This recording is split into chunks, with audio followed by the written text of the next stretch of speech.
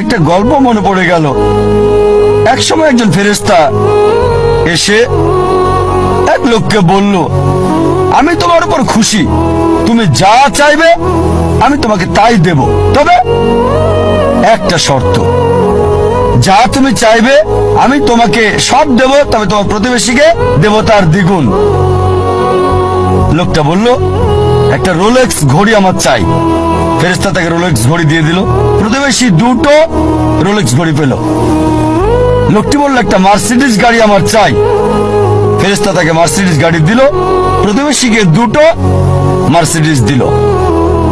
লোকটি বলল, একটা সুন্দর বড় বাংলো চাই। ফেরেশতা তাকে সুন্দর বড় বাংলো দিল। তার প্রতিবেশীকে দেওয়া হলো দুটো সুন্দর বড় বাংলো। লোকটি পরে বলল, দয়া করে আমার শেষ ইচ্ছাটা তুমি পূরণ করে দাও। কি সেটা?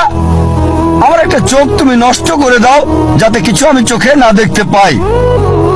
চিন্তা করেন, সে তার নিজের চেয়ে প্রতিবেশীকে নিয়ে বেশি ব্যস্ত। তার জীবন সহজ কিন্তু জটিল সেটা ভাবছে না সে। প্রাচুর্য কি দারিদ্রতা যাই থাকুক, সে বেশি চিন্তিত তার প্রতিবেশীর চেয়ে ভালো জীবন যাপন করা নিয়ে। এ কারণেই সে ফেরেশতাকে বলল, আমার একটা চোখ নষ্ট করে দাও, যাতে প্রতিবেশীর দুটো চোখই নষ্ট হয়ে যায়।